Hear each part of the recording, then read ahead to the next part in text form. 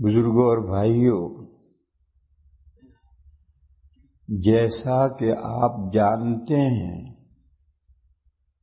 اللہ نے جو دین نازل فرمایا ہے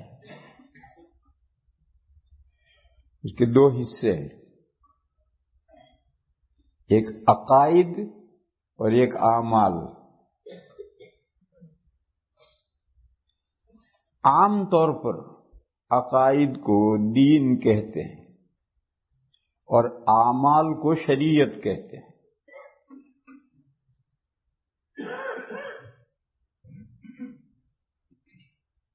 ان دو چیزوں میں ایک بہت بڑا بنیادی فرق ہے۔ وہ بنیادی فرق یہ ہے کہ عقائد، دین بمعنی عقائد، آدم علیہ السلام سے لے کر خاتم النبیین صلی اللہ علیہ وسلم تک ایک رہا ہے۔ بس ایک رہا ہے تو آپ کے بعد قیامت تک دین ایک رہنا چاہیے۔ اور گزشتہ نبیوں کے زمانے میں لوگوں نے دین میں اختلاف کیا اور اختلاف کرتے کرتے انبیاء جو دین لائے تھے اس دین سے کمپلیٹلی ہٹ گئے۔ لیکن نبی پاک صلی اللہ تعالی علیہ وسلم کے بعد بھی عقائد میں اختلاف پیدا ہوگا، لیکن امت کمپلیٹلی دین سے ہٹ جائے ایسا نہیں ہوگا۔ قیامت تک ہمیشہ ایسا طائفہ امت کا موجود رہے گا جو دین حق پر برقرار رہے گا۔ ان کی مخالفت کرنے والے خواہ کتنی بھی مخالفت کریں ان کو کوئی ضرر نہیں پہنچا سکیں گے۔ یہ مضمون حدیث میں آیا ہے، لا تزال طائفۃ من امتی ظاہرین علی الحق لا یضرهم من خذلهم۔ اس حدیث میں یہ مضمون ہے جو میں نے بیان کیا۔ پچھلی امتوں میں اور اس امت میں یہ فرق ہے کہ پچھلی امتیں بھی انبیاء جو دین لے کر آئے تھے، جو عقائد لے کر آئے تھے، ان عقائد سے امتیں ہٹی اور کمپلیٹلی ہٹ گئی۔ کوئی ایک گروہ بھی صحیح عقائد پر باقی نہیں رہا، تو پھر اللہ تعالیٰ دوسرا نبی مبعوث فرماتے تھے۔ لیکن چونکہ نبی پاک صلی اللہ تعالی علیہ وسلم خاتم النبیین ہیں، آخری نبی ہیں، اب اگر تمام امت، تمام انسان عقائد حقہ سے، دین حق سے ہٹ جائے تو دنیا میں اندھیرا چھا جائے گا، پھر روشنی دکھانے کے لیے کوئی نبی تو آنے والا نہیں۔ تو اللہ تعالیٰ نے اس کا یہ انتظام کیا ہے کہ حضور کے بعد بھی عقائد میں اختلاف ہوگا، لیکن ایسا نہیں ہوگا کہ پوری امت غلط عقائد پر چلی گئی۔ ہمیشہ قیامت تک ایک جماعت صحیح عقائد پر رہے گی، یہ حدیث میں مضمون ہے۔ اور شریعتوں کا حال مختلف ہے۔ آدم علیہ السلام سے لے کر حضور تک نبیوں کی شریعتیں مختلف آئی ہیں۔ شریعت نام اعمال کا ہے، اعمال میں اختلاف رہا ہے۔ ایک نبی کی شریعت ہے، اس میں کچھ احکام تھے، دوسرے نبی کی شریعت نے وہ احکام منسوخ کیے، کچھ اور احکام آ گئے۔ بس نبی پاک صلی اللہ تعالی علیہ وسلم کے بعد بھی احکام میں اختلاف ہوگا، لیکن یہ اختلاف نو پرابلم، کیونکہ یہ اختلاف تو شریعتوں میں رہا ہے، اور جب شریعتوں میں اختلاف رہا ہے تو حضور کی امت میں جو اعمال میں اختلاف ہوگا اس میں کوئی ایسا بڑا مسئلہ نہیں ہے۔ یہ فرق سمجھنا ہے دین میں اور شریعت میں۔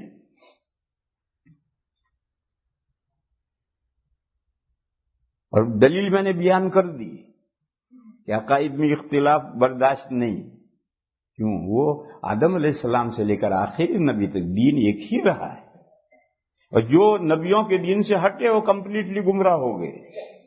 البتہ اس امت کا ایکسیپشن ہے کہ یہ کمپلیٹلی گمراہ نہیں ہوگی۔ دوسرا میں نے بتلایا کہ شریعتیں خود مختلف رہی ہیں. جب شریعتیں مختلف رہی ہیں تو حضور کی امت میں اعمال میں اختلاف ہو جائے تو یہ بھی کوئی اہم بات نہیں.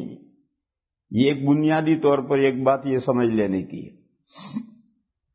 دوسری بات، اس امت میں عقائد میں اختلاف، اس امت کا جو پہلا قافلہ تھا صحابہ کرام رضی اللہ تعالی عنہم اجمعین، ان کے زمانے تک، صحابہ کے زمانے تک عقائد میں اختلاف نہیں ہوا. صحابہ کے بعد تابعین کے زمانے سے عقائد میں اختلاف شروع ہوا. کوئی ایک صحابی بھی ان عقائد سے نہیں ہٹا جن عقائد پر حضور امت کو چھوڑ کر گئے تھے. اور اعمال میں اختلاف صحابہ کے زمانے میں ہوا، اور نہ صرف صحابہ کے زمانے میں ہوا، ابھی حضور دنیا میں حیات تھے، تشریف فرماتے، اور صحابہ میں اعمال میں اختلاف ہوا. مشہور واقعہ ہے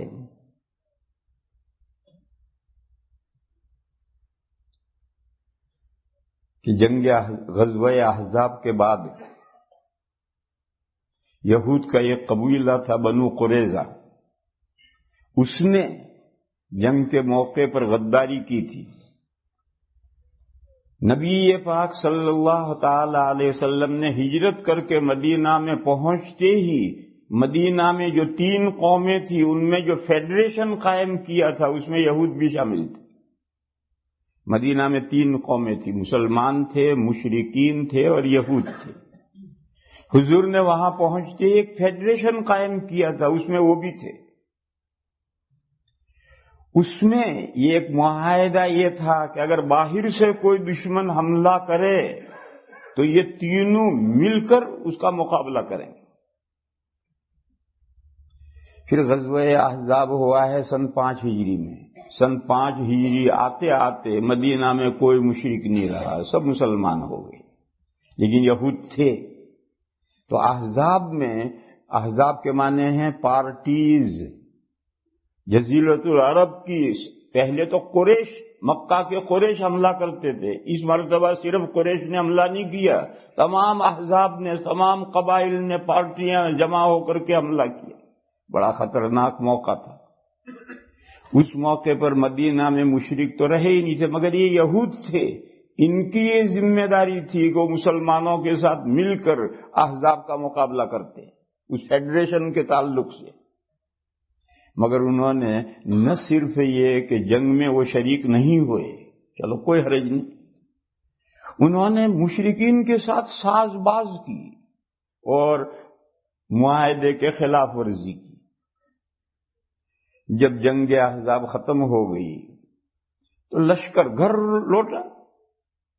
نبی پاک صلی اللہ تعالی علیہ وسلم بھی گھر تشریف لا کر ہتھیار اتار کر کے نہانے کے لیے کپڑے بدلنے کی تیاری فرما رہے تھے، اور حضرت جبرائیل آئے اور انہوں نے کہا یا رسول اللہ آپ نے ہتھیار اتار دیے؟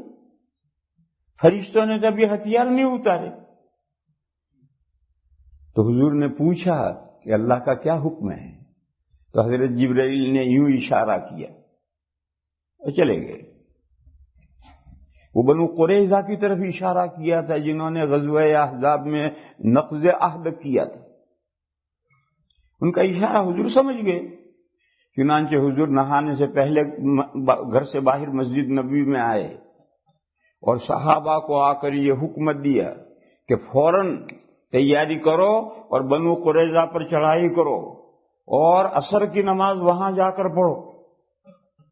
یہ ظہر کے بعد کا قصہ ہے. چنانچہ صحابہ نے ضروری سامان کیا، پھٹافٹ تیار ہو کر کے لشکر روانہ ہو گیا بنو قریظہ کی طرف. راستے میں عصر کی نماز کا وقت ہو گیا تو صحابہ میں اختلاف ہو گیا. بعض نے کہا ہمیں حضور نے یہ حکم دیا ہے کہ بنو قریظہ میں جا کر عصر پڑھو، لہذا ہم وہیں عصر پڑھیں گے، راستے میں نہیں پڑھیں گے. دوسرے صحابہ نے کہا کہ نبی پاک صلی اللہ تعالی علیہ وسلم کے حکم کا مقصد یہ تھا کہ پٹافٹ پہنچو، عصر کی نماز قضا کرو، یہ منشا نہیں تھا حضور کا. انہوں نے کہا منشا ونشا نہیں جانتے. چنانچہ آدھوں نے راستے میں رک کر عصر کی نماز پڑھی اور آدھوں نے نہیں پڑھی. وہ بھی رکے مگر عصر نہیں پڑھی. پھر آدھوں نے عصر پڑھی، پھر سب چلے. آگے مغرب کا وقت ہو گیا تو سب نے مغرب پڑھی، کیونکہ مغرب کے بارے میں حضور نے کچھ نہیں فرمایا تھا. پھر عشاء کے وقت بنو قریظہ پر لشکر پہنچا. وہاں جا کر جنہوں نے عصر نہیں پڑھی تھی انہوں نے وہاں عصر پڑھی اور پھر سب نے عشاء پڑھی. نبی پاک صلی اللہ تعالی علیہ وسلم آج تشریف نہیں لائے. دوسرے دن صبح میں حضور اپنے لشکر کے ساتھ تشریف لائے. تو جب یہاں پہنچے تو حضور سے یہ واقعہ ذکر کیا گیا کہ یا رسول اللہ کل جو آپ نے فرمایا تھا اس پہ اختلاف ہو گیا. کچھ لوگوں نے عصر راستے میں پڑھی، کچھ لوگوں نے نہیں پڑھی، یہاں آ کر پڑھی. نبی پاک صلی اللہ تعالی علیہ وسلم نے دونوں جماعتوں سے کچھ نہیں کہا. نہ ان سے کچھ کہا نہ ان سے کچھ کہا. ان سے یہ نہیں کہا کہ تم نے میرے حکم کی خلاف ورزی کیوں کی، میں راستے میں عصر کیوں پڑھی. ان سے کچھ نہیں کہا. اور ان سے نے یہ فرمایا کہ تم نے میرے حکم کی مقصد کیوں نہیں سمجھا، نماز عصر کی کیوں قضا کی. ان سے بھی کچھ نہیں فرمایا، ان سے بھی کچھ نہیں فرمایا، اس لیے کہ جو کچھ ہونا تھا وہ واقعہ کل گزشتہ کا ہے جو گزر چکا. آگے واقعہ ہونا ہوتا تو وضاحت ہوتی، لیکن آگے تو ہونا نہیں ہوتا. واقعہ کل گزشتہ یسٹرڈے کا واقعہ ہے. اس حدیث سے کیا معلوم ہوا کہ نبی پاک صلی اللہ تعالی علیہ وسلم کے زمانے میں صحابہ میں احکام میں اختلاف ہوا ہے اور حضور نے نہ ان سے کچھ کہا نہ ان سے کچھ کہا. البتہ ایسا اختلاف جو بدیہی طور پر غلط ہو اس کا مداوا کیا گیا ہے.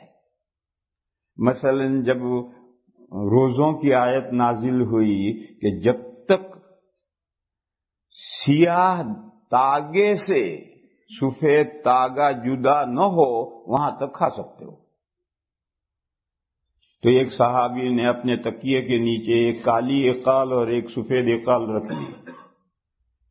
اقال جو عرب کالا کالا سانپ لپیٹتے ہیں سر پر، عرب وہ کالا کالا سانپ لپیٹتے ہیں، وہ اقال ہے.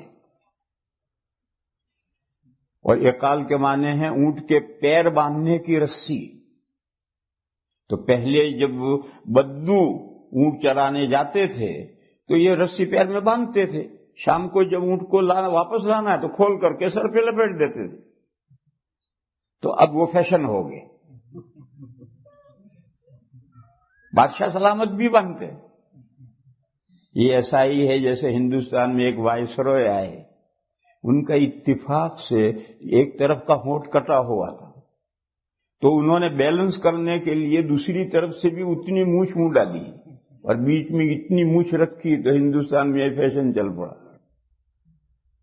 صبح وہ حضور کی خدمت میں حاضر ہوئے اور انہوں نے کہا یا رسول اللہ، کالا دھاگا اور سفید دھاگا تو بہت دیر تک جدا نہیں ہوتے، الگ الگ نہیں معلوم ہوتے. وہ شہری کھا کر تکیا اٹھا کر دیکھتے تھے کہ دونوں ایک کالا اور سفید الگ الگ معلوم ہوتے ہیں، نہیں ہوتے تھے، بکاتے تھے. تھوڑی دیر کے بعد میں پھر تکیا اٹھا کر دیکھتے تھے، پھر الگ الگ نہیں معلوم ہوتا. گھر کے اندر تکیے کے نیچے اندھیرا ہوگا تو کہاں سے الگ الگ معلوم ہے.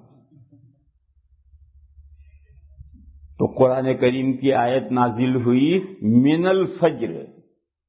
یہ من الفجر پہلے نازل نہیں ہوا تھا، اب من الفجر نازل کر کے کلیئر کر دیا کہ کالا دھاگا اور سفید دھاگا صبح صادق اور رات کی سیاہی مراد ہے، دو اقال مراد نہیں. تو ایسا کوئی سمجھنے میں غلطی کرتا تھا اس کی اصلاح تو کی جاتی تھی.